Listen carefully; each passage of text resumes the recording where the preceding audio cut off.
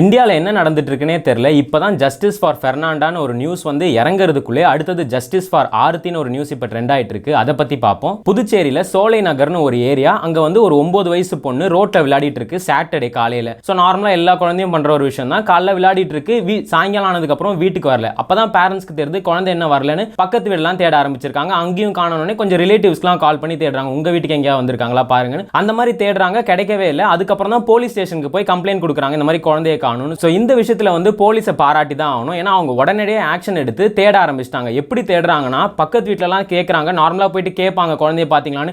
இவங்க ஒரு படி மேலே போய் உள்ளே போய் தேட ஆரம்பிச்சிட்டாங்க. பீரோ செக் பண்றாங்க, ஃப்ரிட்ஜ் செக் பண்றாங்க. ஏன்னா சின்ன வயசு குழந்தை தானே, தூக்கி உள்ள வச்சு ஏதாவது பண்ண போறாங்கன்னு அந்த அளவுக்கு செக் பண்ணாங்க. பட் யார் வீட்லயுமே இல்லை. அதுக்கப்புறம் சிசிடிவி கிளிப்பிங்ஸ் கூட பார்க்குறாங்க, ஒரு 150 கிளிப்பிங்ஸ் பார்க்குறாங்க. அப்போ கூட கிடைக்கவே இல்லை. கடைசியாக ஒரு கிளிப்ல தான் கிடைச்சிட்டு இருக்கு. சைக்கிளில் பார்த்தா ஒரு தாத்தா போயிட்டு இருக்காரு. அந்த தாத்தா கிட்ட ஏதோ ஓடி போய் பேசிட்டு திரும்பி அப்படியே ஓடி வந்து அந்த ஸ்ட்ரீட்டுக்கு தான் வருது. அதுக்கப்புறம் தான் அந்த குழந்தையை காணும். அதுக்கப்புறம் அந்த சிசிடிவியில் எங்கேயுமே அந்த குழந்தை காக்கல. இந்த நியூஸ் வந்து புதுச்சேரியில் வைரல் ஆரம்பிக்குது. எல்லாருமே தேடுறாங்க, குழந்தையை காணும் தேடுறாங்க. பட் எங்கேயுமே கிடைக்கல. அதனால மக்கள் வந்து ஒரு கட்டத்துக்கு மேல போராட்டமே பண்ண ஆரம்பிச்சிட்டாங்க. ப்ரொடெஸ்ட்லாம் பண்ணி ரோட்ல உட்காந்து இந்த டிராஃபிக் பண்றது அந்த மாதிரிலாம் பண்ண ஆரம்பிச்சிட்டாங்க. எங்கேயுமே கிடைக்கல. பட் என்ன ஆகுதுன்னா, ஒரு 3 நாள் கழிச்சு அவங்க இருந்த வீட்டு பக்கத்திலே ஒரு காவா ஒன்று போகுது. அந்த காவால பார்த்தோன்னா ஒரு கோணிப்பை இருக்குது. ஸோ யாரோ பார்த்து கால் பண்ணி சொல்லியிருக்காங்க போலீஸ் கிட்ட, இந்த மாதிரி கோணிப்பை ஒன்று இருக்கு, அதை செக் பண்ணுங்கன்னு. செக் பண்ணி பார்த்தா உண்மையிலேயே அந்த குழந்தை அந்த கோணிப்பையில தான் இருக்கு. எப்படி இருந்துக்குன்னா, கையும் காலும் இந்த வேஷ்டியால கட்டி ஒருத்தங்க வந்து போட்டிருக்காங்க. அந்த நியூஸ் வந்து பயங்கரமா வெடிச்சிச்சு. ஏன்னா இந்த குழந்தை வந்து பக்கத்து ஏரியால தான் இருந்திருக்கு, அந்த பக்கத்திலே தான் இருந்திருக்கு. பட் யாருமே கண்டுபிடிக்கல. போலீஸும் வந்து எவ்வளவு ஆக்ஷன் எடுத்தாங்க, பட் என்ன பக்கத்துல இருந்தே கண்டுபிடிக்க முடியல அப்படின்ற மாதிரி மக்கள் வந்து அங்க ஆவேசமாய் போராட்டம் வந்து இன்னும் பயங்கரமா வெடிக்குது. இப்போ அந்த குழந்தையை வந்து ஜிஹெச்க்கு எடுத்துட்டு போயிருக்காங்க போஸ்ட்மார்ட்டம் பண்றதுக்காக. ஸோ இந்த நியூஸ் வந்து அங்க வைரல் ஆக ஆரம்பிச்ச உடனே புதுச்சேரி சிஎம்ஏ வந்து நேரடியாக ஆக்ஷனுக்கு வராரு. ஸோ அவர் என்ன பண்ணாருன்னா, ஒரு மீட்டிங் மாதிரி செட் பண்ணி போலீஸ், பொதுமக்கள்ல இருந்து கொஞ்சம் பேர், இந்த பொண்ணோட அப்பா அம்மா எல்லாரையும் கூப்பிட்டு ஒரு மீட்டிங் ஒன்று அரேஞ்ச் பண்றாரு. உடனடியாக இதுக்கு ஆக்ஷன் எடுங்கன்னு சொல்லி அந்த மீட்டிங்லேயே வந்து என்ன நடக்குதுன்னு எல்லாருக்கும் ஓப்பனா சொல்லிட்டு அந்த குழந்தையோட அப்பாவுக்கு வந்து ஒரு 20 லட்சம் ரூபாயும் கொடுக்குறாங்க சிஎம் வந்துட்டு. ஸோ இந்த கேஸை வந்து இன்வெஸ்டிகேஷன் பண்ண போலீஸ் வந்து கடைசியில் கண்டுபிடிக்கிறாங்க. அந்த ஏரியாலேருந்தே ஒரு 2 பேரை வந்து கண்டுபிடிக்கிறாங்க. யாருன்னு பார்த்தா கருணாஸ்னு ஒரு பையன், அவனுக்கு 19 இயர்ஸ் தான் ஆகுது. இன்னொருத்தர் பார்த்தா விவேகானந்தான்னு, அவருக்கு ஒரு 49 இயர்ஸ் ஆகுது. ஸோ என்ன ஆயிருக்குன்னா, ஆக்சுவலாக இவங்க 2 பேரும் அந்த குழந்தைய கடத்தி வச்சிருக்காங்க. அவரோட வீட்டு, அந்த விவேகானந்தர் ஒரு வீட்டில் தான் வச்சுட்டு பாலியல் துன்புறுத்தல் தான் பண்ணியிருக்காங்க. அந்த குழந்தை மயக்கம் போட்ட உடனே இவங்களுக்கு என்ன பண்ணுறதுன்னு தெரியாமல் பயந்து அந்த குழந்தைய கொன்று கோணிப்பையில் போட்டு அந்த காவால போட்டிருக்காங்க. ஸோ இதுதான் வந்து அவங்க வாக்குமூலம் கொடுத்தது.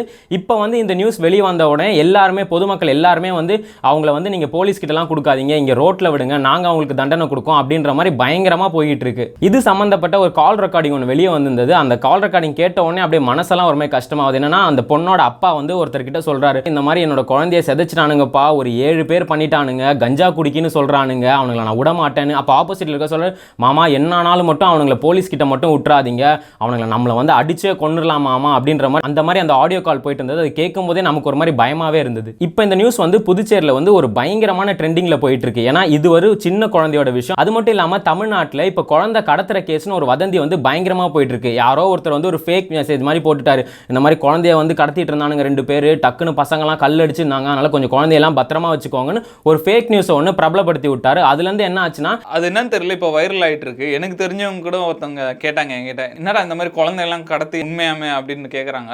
தெரியலையே, இந்த மாதிரி நிறைய நியூஸ் வந்துட்டு இருக்கு, உண்மையா இல்லைன்னு தெரியல அப்படின்னு மாதிரி சொல்லிட்டு இருந்தேன். இதனால யார் மெயினாக பாதிக்கிறாங்கன்னா, இந்த நார்த் இந்தியன்ஸ் தான். பாவம், அவங்க பிழைக்க தெரியாமல், பாஷை தெரியாமல் தான் இங்கே வந்து பிழைக்கிறாங்க. அவங்கள பார்த்துட்டு இன்னும் குழந்தை கடத்த வந்தியா, எந்த ஒரு ராஜஸ்தானா நீன்னு போட்டு ஒரு 10 பேரை போட்டு பயங்கரமாக அடிக்கிறாங்க. அவங்க சொல்கிறாங்க, ஐயோ நாங்கள் வேலைக்கு தான் வந்தோன்னா, இல்லை உன்னை பார்த்தாலே எனக்கு தெரியுது, நான் அந்த மெசேஜில் ஃபார்வர்ட் மெசேஜில் பார்த்தேன், நீங்கள் தான் போட்டு அவங்கள பயங்கரமாக கொடுமை பண்ணிட்டு இருக்காங்க. இப்போ இந்த நியூஸ்க்கு ஆக்ஷன் என்ன எடுக்க போகிறாங்கன்னா, அந்த சிஎம் கண்டக்ட் பண்ண மீட்டிங்கில் வந்து சொல்லியிருக்காங்க, ஒரு வழக்கறிஞர் பேசியிருக்காரு, இந்த விஷயத்தை வந்து தள்ளி போடக்கூடாது, இதுக்கு வந்து உடனடியாக சட்டம் கொடுத்தாதான் வந்து மற்றவங்களாம் பயப்படுவாங்க. இந்த கேஸ் வந்து போக்சோல ஆட் பண்ணிட்டாங்க, அதனால வந்து இவங்களுக்கு உடனடியாக தூக்கில் போடுறது கூட வாய்ப்பு இருக்குது.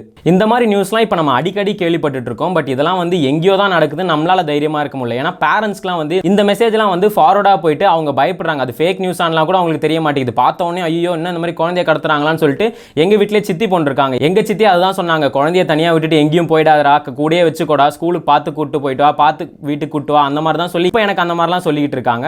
நம்ம அந்த சித்தா படம் பார்க்கும்போதே பார்த்துருப்போம், அந்த கேரக்டர் வந்து அவர் அவ்வளோ நல்லா நடிச்சிருப்பார், நம்மளுக்கே பயம் வரும். அந்த மாதிரி தான் இருக்காங்க. ஏன்னா இப்போலாம் வந்து நம்ம பைக்கில் ஹெல்மெட் வச்சுட்டு போகிறதுக்கே பயமாக இருக்குது. வெளியே வந்து பார்க்கும்போது தூக்கிட்டு போயிடுறானுங்க. யாரா திருடுறீங்க இது அப்படின்ற மாதிரி தான் இருக்குது. எல்லாம் படிக்கிறானுங்க, நல்லா தான் இருக்கானுங்க, ஒரு ஹெல்மெட்டை திருடிட்டு போயிடுறானுங்க. அப்போ அந்த மைண்டு இருக்குது நிறைய பேருக்கு.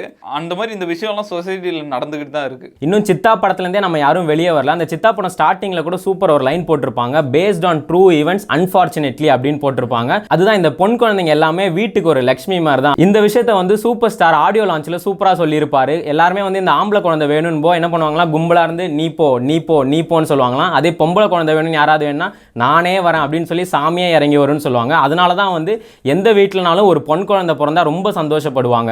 ஆனால் இப்போ இந்த சொசைட்டியில் நடக்கிறதுலாம் பார்த்தா நமக்கு பொன் குழந்தைனாலே கொஞ்சம் பயமா இருக்கு. ஏன்னா நம்பி எங்கேயுமே விட முடியல. அந்த சித்தா படத்திலே சூப்பராக காமிச்சிருப்பாங்க. அந்த ஆளை பார்த்தா ஒரு தாத்தா மாதிரி இருக்கும். இவங்களாம் இந்த மாதிரி பண்ணிடுவாங்களாம் நம்மளால யோசிச்சு கூட பார்க்க முடியல. அந்த படத்துல கூட ஒரு பவர்ஃபுல் டயலாக் இருக்கும், சித்தாவே பண்ணியிருந்தாலும் நீ என்கிட்ட சொல்லணும் அப்படின்ற மாதிரி இருக்கும். அதுதான் இப்போ ரியாலிட்டி நடந்துட்டு இருக்கு. நம்ம நார்மலாக ரோட்ல ஒரு குழந்தைய கொஞ்சம் கூட முடியல. முன்னாடிலாம் நம்ம வந்து குழந்தைய பார்த்தோன்னே ஜுஜுன்னு சொல்லிட்டு நம்ம தூக்கலாம் செய்வோம். பட் இப்போ அந்த மாதிரி தூக்கலாம் எந்த குழந்தையுமே விட மாட்டாங்க. எல்லாருமே அப்படியே ஒரு டிஸ்டன்ஸ்ல தான் இப்போ நம்மளை பார்க்க வச்சுட்டு இருப்பாங்க. குழந்தைங்களுக்குன்னு இல்லை, பெண்களுக்குமே இந்த பஸ்ஸில் போகும்போது யாராவது வந்து உரசுறது அந்த மாதிரிலாம் நடந்துகிட்டே தான் இருக்குது. டெய்லியும் நடந்துகிட்டே இருக்குது. 2-3 நாள் முன்னாடி என் ஃப்ரெண்டு கூட சொன்னான், இந்த மாதிரி ஒருத்தன் பஸ்ஸில் இது பண்ணிட்டான், எங்கள் அப்பா வர அந்த பையனை அடிச்சிட்டாரு அப்படின்னு. நான் வேணாம் சொன்னேன், எங்கள் அப்பா கேட்கல, அடிச்சிட்டாரு. அந்த மாதிரி டெய்லி லைஃப்பில் அது நடந்துகிட்டே தான் இருக்குது இந்த மாதிரி பிரச்சனைலாம். இப்போ தான் வந்து இந்த பெர்னாண்டாவோட இஷ்யூ வந்து கொஞ்சம் குறைஞ்சிருக்கு. அவங்களுக்கு கூட ஜார்க்கண்ட் கவர்மெண்ட் வந்து ஒரு 10 lakhs காம்பன்சேஷனாக கொடுத்துருக்காங்க. பட் என்ன தான் இந்த மாதிரி விஷயத்துக்குலாம் காசு கொடுத்து அதை சரி பண்ணவே முடியாது. ஏன்னா இந்த ஆருத்தின்ற விஷயத்தில் வந்து ஒரு உயிரே போயிருக்கு. வெறும் 9 வயசு பொண்ணு தான். இந்த விஷயம்லாம் ஒரு இடத்துல நடந்து அது கடுமையாக தண்டனை கொடுத்தாலும் இன்னொரு ஸ்டேட்ல இன்னொரு இடத்துல எங்கேயோ ஒரு விஷயம் நடந்துகிட்டே தான் இருக்கு. ஸோ நம்ம வந்து என்ன சொல்லணும்னா வந்து நம்ம தான் பசங்களை பார்த்துக்கணும், நம்ம தான் பத்திரமா பார்த்துக்கணுன்றோம். பட் இந்த பத்திரமா வந்து நம்மளால 24 மணி நேரமும் கொடுக்க முடியாது. ஏன்னா பொண்ணுங்க வந்து படிக்கணும், ஸ்கூலுக்கு போகணும், வேலைக்கு போகணும். நம்ம கல்யாணம் பண்ற வரைக்கும் பொண்ணுங்களை அவங்க இதில் ஃப்ரீயாக தான் விடணும். பட் இதுக்காகலாம் பார்த்து நம்ம பெண்களை வந்து வீட்டுக்குள்ளே வச்சிருக்க முடியாது. ஸோ சமுதாயமா பார்த்து திருந்தணும். இந்த மாதிரி ஒரு பழமொழியே சொல்லுவாங்க, திருடனா பார்த்து திருந்தாவிட்டால் திருட்ட ஒழிக்க முடியாதுன்ட்டு. இது நம்ம என்னதான் பண்ணாலும் திருட்ட ஒழிக்க முடியாது, என்னதான் பண்ணாலும் வறுமையை ஒழிக்க முடியாது. அந்த வறுமை வந்துட்டே தான் இருக்கும். நம்ம தான் முயற்சி பண்ணி பணம் சம்பாதிக்கணும், நம்ம தான் திருந்தி திருட்ட ஓடணும். அந்த மாதிரி நம்ம தான் இது திருந்தணும்னு நினைக்கிறேன். இது வந்து கவர்மெண்ட் நிறைய ஸ்டெப் எடுக்கிறாங்க. பட் என்னதான் இருந்தாலும் எவ்வளோ முயற்சி பண்ணாலும் எவ்வளோ என்ஜிஓஸ் ட்ரை பண்ணாலும் ஒரு இண்டிவிஜுவல் பர்சனாக வந்து அவன் திருந்தலைன்னா அது திருத்தவே முடியாது. இந்த பிரச்சனை தொடர்ந்து போயிட்டே தான் இருக்கும். நம்ம இண்டிவிஜுவலாக திருந்தி ஒழுங்காக வாழ்றதுல தான் இது இருக்குது.